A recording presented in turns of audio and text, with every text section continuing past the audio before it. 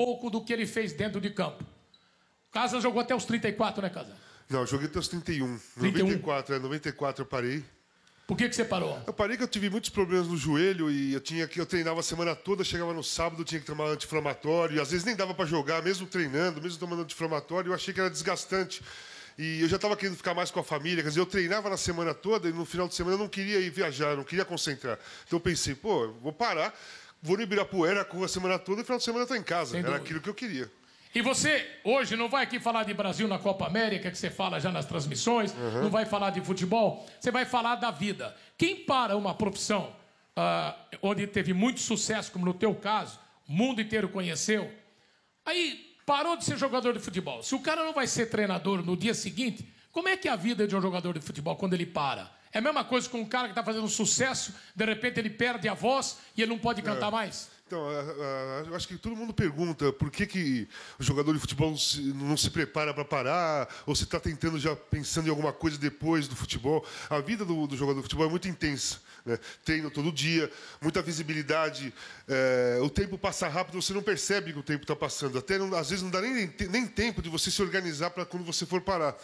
E quando você vê, você já está com 30, já está tendo que parar de jogar, já está pensando nisso e não tem nada armado para depois. Então, quando o cara para, a primeira impressão que ele tem é assim, de um sossego, de uma paz. Fala, pô, agora vou estar na minha casa, vou fazer o que eu quiser, vou poder me divertir com meus filhos e tudo mais. Mas aí ele começa a perceber, ele começa a sentir falta de alguma coisa, né? Eu acho que em qualquer profissão deve acontecer isso. Mesmo um chofer de táxi, claro. Um porteiro, ele fica 30 anos fazendo a mesma coisa. Ele para, vai sentir. Vai sentir, porque você cria você tem muitos prazeres durante aquela vida. Eu penso sempre no Ronaldo. Hoje eu pego muito exemplo do Ronaldo ter parado de jogar. Eu acho que não existe nada na vida do Ronaldo daqui para frente que possa substituir a intensidade da emoção e do prazer que ele teve em ter feito 2 gols numa final de Copa do Mundo contra a Alemanha. Nem que o cara vá para uma outra profissão e tenha sucesso. Nem que vá para outra profissão e tenha sucesso. Porque o maior defeito que o ser humano tem, né, que a gente tem, é tentar substituir ou preencher um vazio deixado por uma outra coisa que te deu prazer. A gente sempre tenta fazer isso. Eu acho que é o caminho mais fácil, aquilo que o ser humano mais pensa fazer.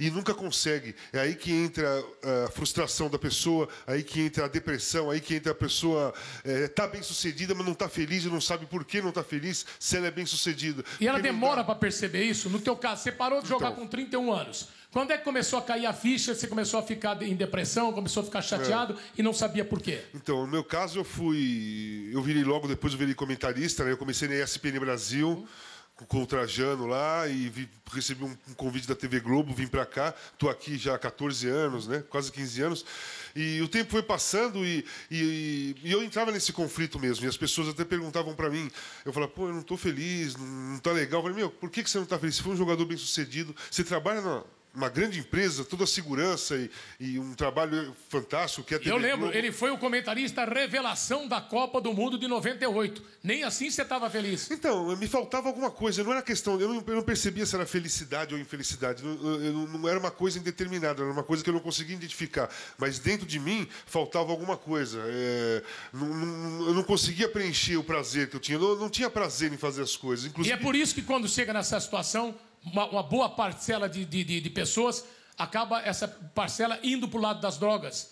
Ou isso já tinha acontecido na época que você jogava? Não, assim, o meu relacionamento em questão às drogas foi um relacionamento quase de curiosidade inicial, da adolescência e tudo mais. Com a minha parada de jogar, com o tempo que eu fui parando de jogar, eu encontrei erroneamente, né, um falso prazer que a droga te dá. E ela realmente, no momento que eu usava a droga, eu conseguia anular o vazio que eu tinha, né?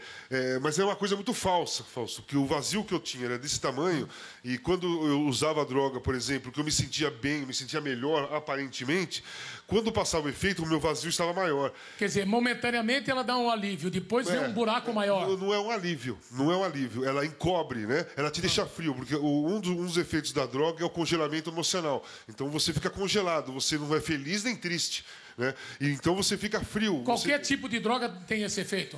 Eu não sei qual tipo de droga, depende, tem vários tipos de droga diferentes, assim. Eu acho que assim, a cocaína acontece isso, ela te congela, né, o emocional, e você fica achando que aparentemente você está bem.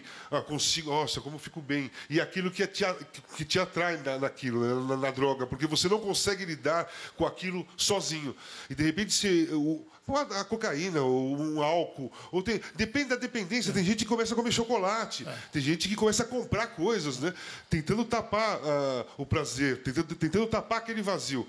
E aparentemente ela dá esse momento de satisfação. Então, e no caso, você com mais de 30 anos, já com 3 filhos, você entra nessa questão da droga e a partir desse momento é uma evolução muito rápida ou a pessoa tem no começo como segurar? Como é que é isso? Não, então, aí é o seguinte, porque a droga, numa pessoa que é dependente químico, eu sou dependente químico, né? Eu vivo em tratamento, me trato até hoje, eu tenho 3 psicólogas, eu faço terapia com psiquiatra, e às vezes quando eu saio eu ainda peço companhia de psicóloga, não é porque eu tenho medo de recair nem nada, mas é porque acontecem coisas com a gente, como eu fiquei muitos anos congelando os meus sentimentos, às vezes eu me emociono em alguma situação e eu não sei lidar ainda com aquilo, né? São coisas novas, né? Porque eu fiquei muito tempo congelando. Mas você tem consciência disso. Agora, quem não tem esse suporte e não tem essa consciência é muito pior. Aí que volta mesmo. Mas eu tenho consciência disso porque eu fiquei internado 1 ano dentro de uma clínica psiquiátrica. Eu fazia terapia da manhã até a noite, 1 ano direto, sem nada. Tem as regras da clínica, eu acordava às 7 horas da manhã. Eu ia regar a horta, eu limpava a horta, tirava café da manhã, limpava a sala de grupo. Você preenchia o teu dia? Eu preenchi o dia. E como é que é a noite? Você não tinha vontade de fugir? Não, então, eu passei 4 meses, nos primeiros 4 meses da internação, sem aceitar a doença, sem conseguir lidar com aquilo ali, queria ir embora mesmo. A minha ficha caiu depois de 4 meses, que eu comecei a perceber que o esforço... Eu comecei a perceber os danos que eu estava causando para mim, né? Eu nunca fui uma pessoa ruim. Eu nunca prejudiquei ninguém. Eu estava prejudicando a mim mesmo. Mas atrás de mim eu tenho 2 pais, eu tenho irmãs, eu tenho muitos amigos que gostam de mim. Eu tinha 3 filhos. Eu tenho 3 filhos, né? E começou a passar na minha cabeça o meu comportamento, o que estava acarretando para essas pessoas, né?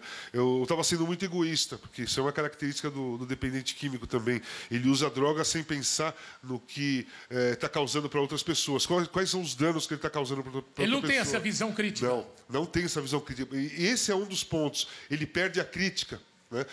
Aí, às vezes, o cara fala, pô, mas como é que esse cara não está percebendo? Ele não está percebendo. Não está percebendo. E eu, por exemplo, eu fui descendo a ladeira assim.